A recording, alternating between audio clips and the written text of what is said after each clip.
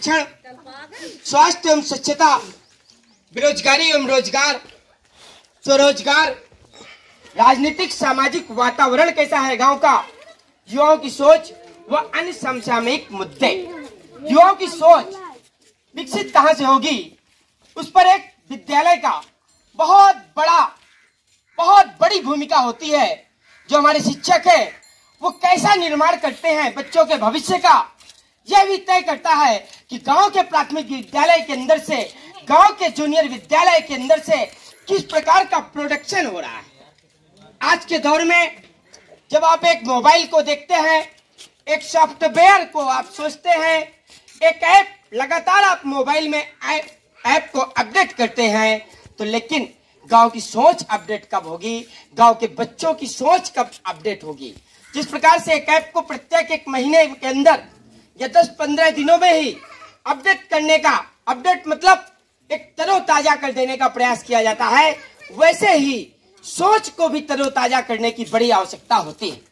गांव के अंदर गांव के मुद्दों पर एक ऐसा विमर्श, चूंकि पंचायत चुनाव भी नजदीक है और आप देखते हैं कि हाल ही में सुनने के लिए मिलता है कि पंचायत चुनाव आते ही तमाम सेवकों का जन्म हो जाता है। कुछ तो ऐसे लोग भी हैं कि सुनने में आता है किसी गांव से कि आजकल कुछ प्रत्याशी के रूप में छिपे हुए सेवक गौशालाओं के अंदर भी बड़ा समय दे रहे हैं।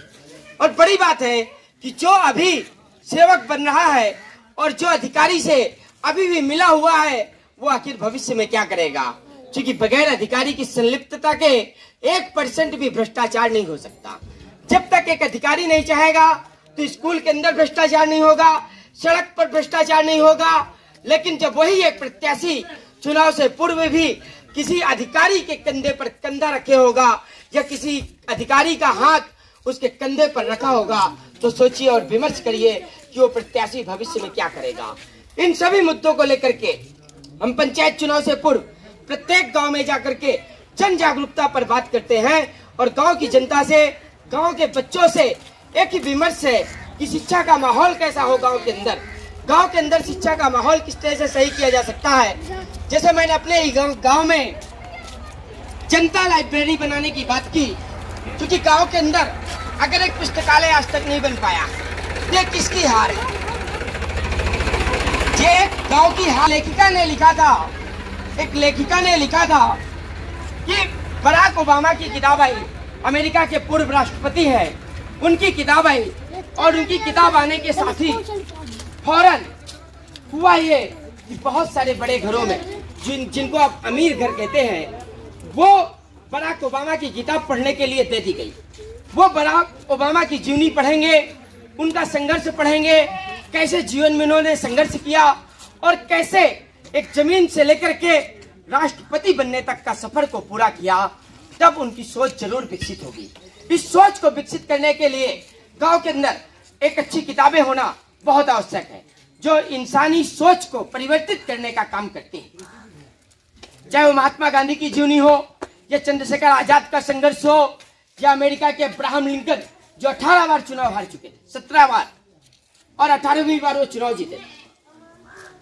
तो इस प्रकार से जब वो संघर्ष को जानेंगे, लेकिन होता क्या है कि बच्चों को सिर्फ और सिर्फ विषय की किताबों तक ही सीमित कर दिया गया।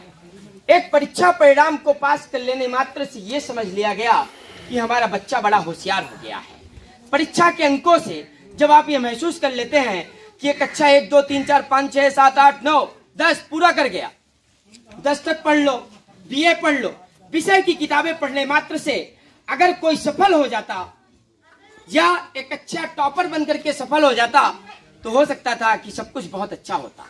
लेकिन एक अच्छी सोच का होना बहुत जरूरी होता है।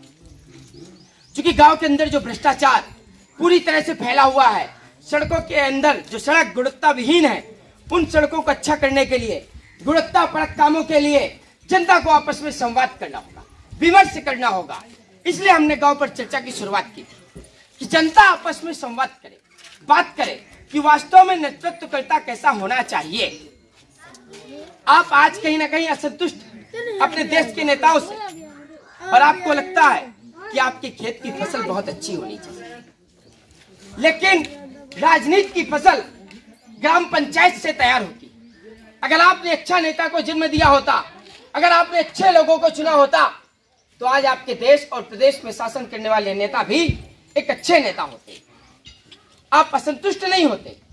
गरीबों के लिए बनने वाली योजनाएं गांव तक नहीं आ पाती। ब्लॉक की योजनाएं बमुश्किल ही गांव तक आती हैं और जनपद की कोई योजना तो बड़ी मुश्किल से आती है। क्योंकि पिछले दिनों जब मैं और विवेक तिवारी प्रमुख सचिव से मिलने गए थे, डाक बंगला में वो आई हुई थी, महिला कल्याण विकास की सचिव हैं, उनसे जब संवाद हुआ उन्होंने कहा गांव की महिलाओं को कम से कम 10,000 रुपए एक सर्वे करने मात्र से मिल सकता है। आज घर घर में मोबाइल है, लेकिन जनपद की वो योजना गांव तक नहीं आई, गांव की महिलाओं तक नहीं आई। और मिशन शक्ति के द्वारा गांव की किसी भी महिला को 10,000 रुपए सिर्फ और सिर्फ गांव में सर्वे करने का मिल सकता था। लेकिन गांव का प्रधान अगर वैसी योजना लाएगा तो यहाँ अधिकारियों की आवाजाही बढ़ जाएगी, और जब बड़े अफसरों की आवाजाही बढ़ जाएगी तो संभव है कि उसका भ्रष्टाचार पकड़ में आ जाएगा, और जब उसका भ्रष्टाचार पकड़ में आ जाएगा तो संभव है कि रिकवरी भी हो जाएगी। तो ये सब ना हो, इसलिए वो बड़े सीमित दायरे में काम करते हैं। इसलिए गांव की जनता के बीच, गांव के बुजुर्गों के बीच हम एक विमर्श कर रहे हैं कि कम से कम हो सके तो, संभव हो सके तो, और संभव क्या, संभव कर दिखाना होगा कि युवाओं के हाथों में नेतृत्व पहुंचना चाहिए। जब एक नई सोच का व्यक्ति आएगा